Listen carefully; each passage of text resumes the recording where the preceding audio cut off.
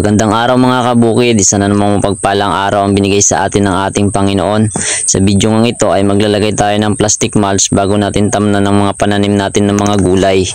Ngunit bago tayo magpatuloy ay memory verse of the day muna tayo.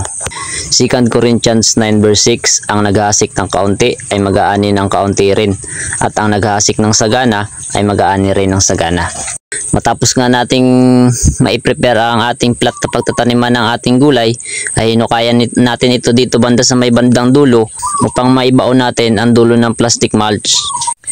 Ang paggamit nga ng plastic mulch sa ating pagtatanim ay napakagandang pamamaraan. Bukod sa nakakatipid tayo sa pagdadamo, ay naiiwasan din natin ang pagkaanod ng ating mga abono kapag naglalagay tayo nito sa ating mga pananim.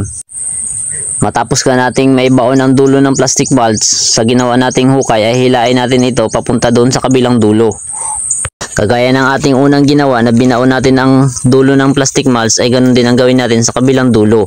Ibaon din natin ito at siguraduhin natin na hinila natin upang maunat ang plastic mulch. Kapag naibaon na natin ang magkabilang dulo nito, ay simula naman nating ayusin ang mga gilid nito. Sa pag-iipit nga nito ay maaari tayong gumamit ng mga stick kagaya ng mga biniak-biak na kawayan.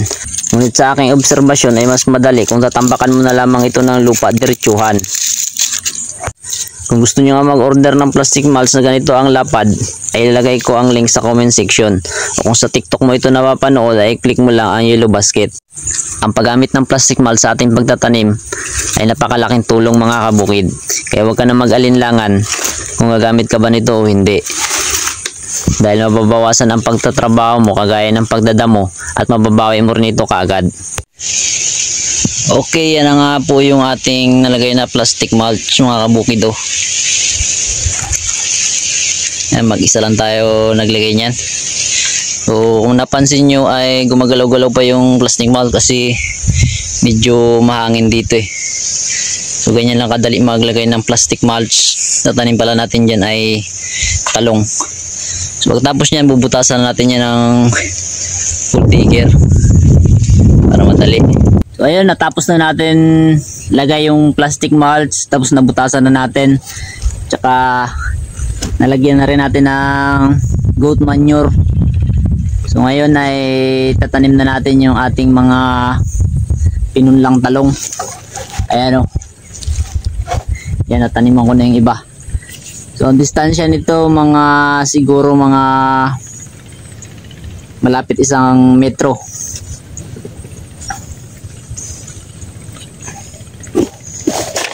Tanim tayo ng talong. At yung distansya naman yan sa kabila mga 1 metro. Doon naman sa papunta sa kabilang plat. Ayan yung ating mga binutasan natin yan ng hole digger. Yung hole digger natin, ano lang natin to, DIY. Pagkalipas ka ng ilang buwan mga kabukid, sa awan ng Diyos ay tumubo na yung ating mga itinanim na mga talong. At kung napapansin ninyo, yung mga nalagyan natin ng plastic mulch ay mas matataba kaysa doon sa kabila na hindi natin nalagyan ng plastic mulch. Ito namang bandang kaliwa ay tinaniman natin ng mga pipino. Ano pang iniintay mo kabukid? Mas maganda na mag-order ka na ng plastic mulch upang makapagsimula ka na at makapagtanim ka na ng iyong mga tanim na gulay. God bless sa ating lahat!